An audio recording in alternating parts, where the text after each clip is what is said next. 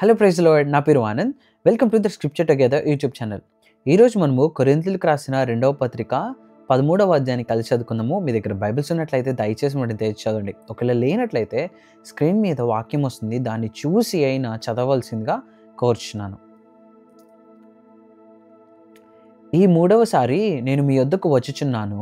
2-3 సాక్షుల నోట ప్రతి మాటయు స్థిరపరచబడవలెను.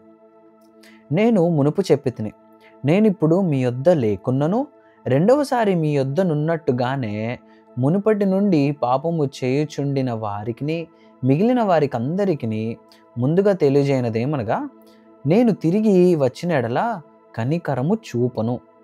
క్రీస్తు నా యందు పలుకుచున్నాడని రుజువు కోరుచున్నారా? ఆయన మీ ఎడల బలహీనుడు కాడు గాని మీ యందు శక్తిమంతుడై ఉన్నాడు.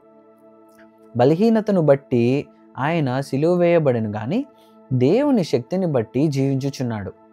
మేమును ఆయన యందుండి బలహీనులమై ఉన్నాము గాని మీ ఎడల దేవుని శక్తిని బట్టి ఆయనతో కూడా జీవము గలవారము.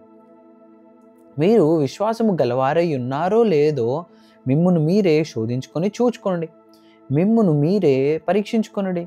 మీరు భ్రష్టులు కాని ఎడల యేసుక్రీస్తు మీలోనున్నాడని మిమ్మును గూర్చి మీరే ఎరుగరా? మేము భ్రష్టులము కామని మీరు తెలుసుకొందురని నిరీక్షించుచున్నాను. మీరు ఏ దుష్కార్యమైనను చేయకుండా వలెనని దేవుని ప్రార్థించుచున్నాము.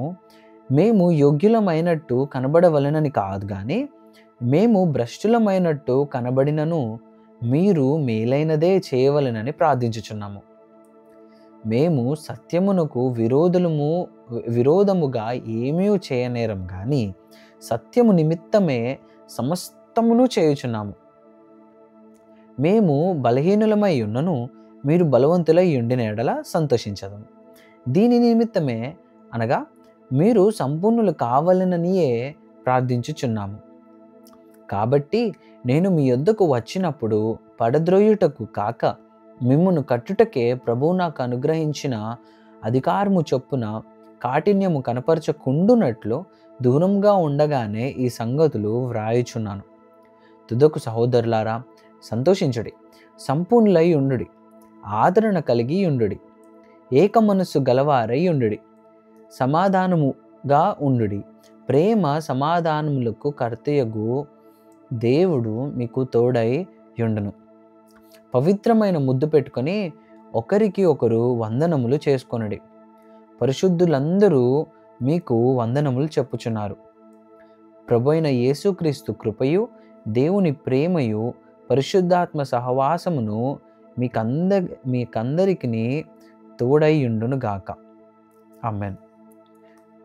దేవుడిచ్చిన వాక్యము దీవించును గాక. ఆమెన్.